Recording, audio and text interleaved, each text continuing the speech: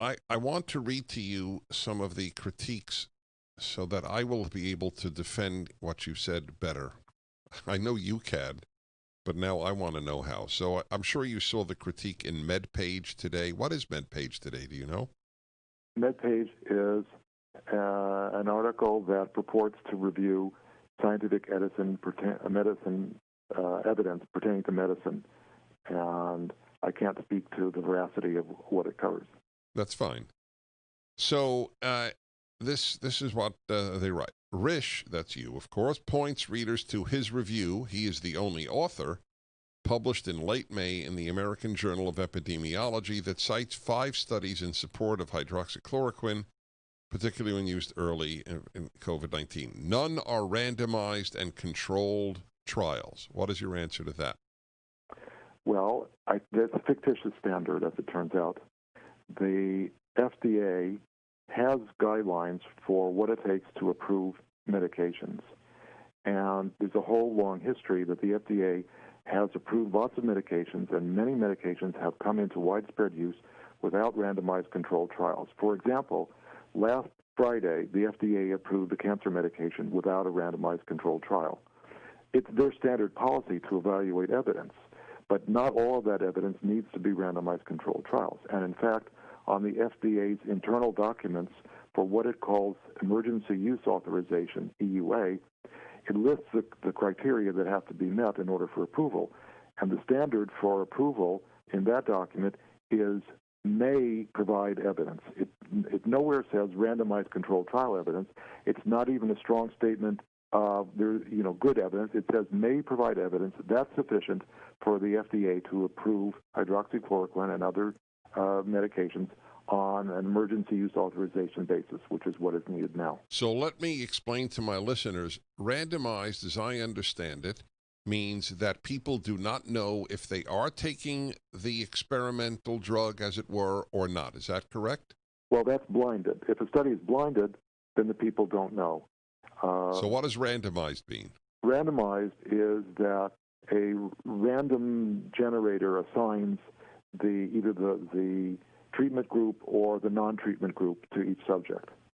And in theory, and I say this very strongly, in theory, that is supposed to remove all possible biases as to reasons why people would or wouldn't take the medication.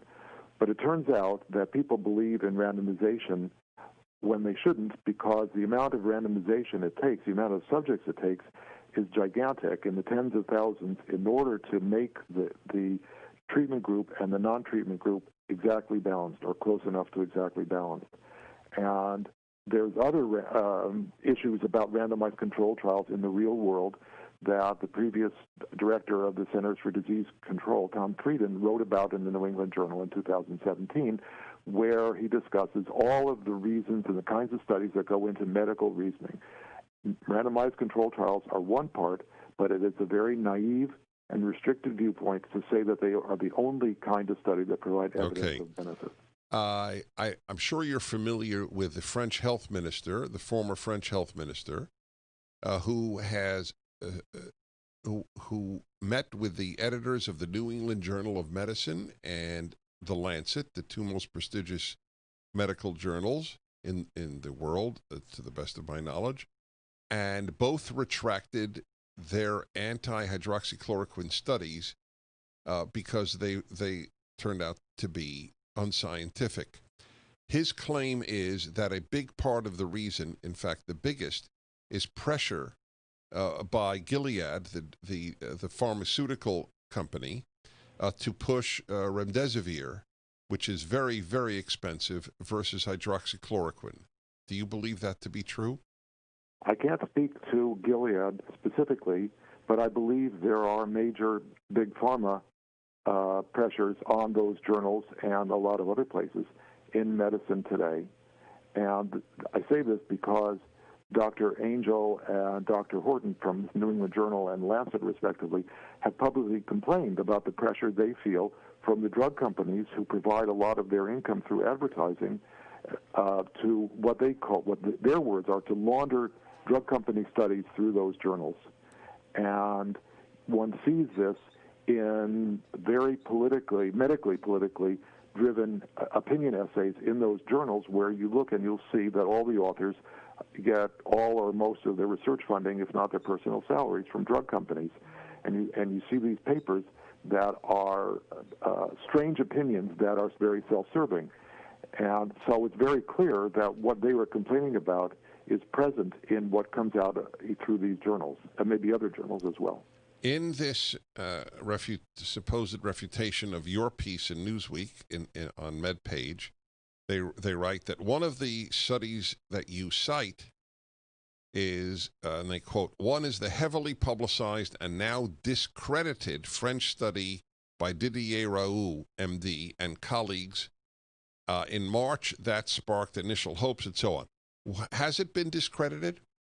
It has not been discredited. It has some value. It's not as probative as other studies, larger studies with more carefully done conditions and methods. But that study was done quick and dirty in order to see where there's motivation to do larger studies. I, in fact, in my updated review of all the studies, of which there's now a dozen or more, that was also published as a response letter in the American Journal of Epidemiology a few weeks ago, discussed these 12 studies, and that one is only a small part and really not even a necessary part whatsoever. The Marseille group has published but it is worth study. noting he is the most prestigious epidemiologist in France. Yes, and controversial. And clearly. Back with Dr. Risch of Yale in a moment. The Dennis Prager Show, live from the Relief Factor Pain-Free Studio.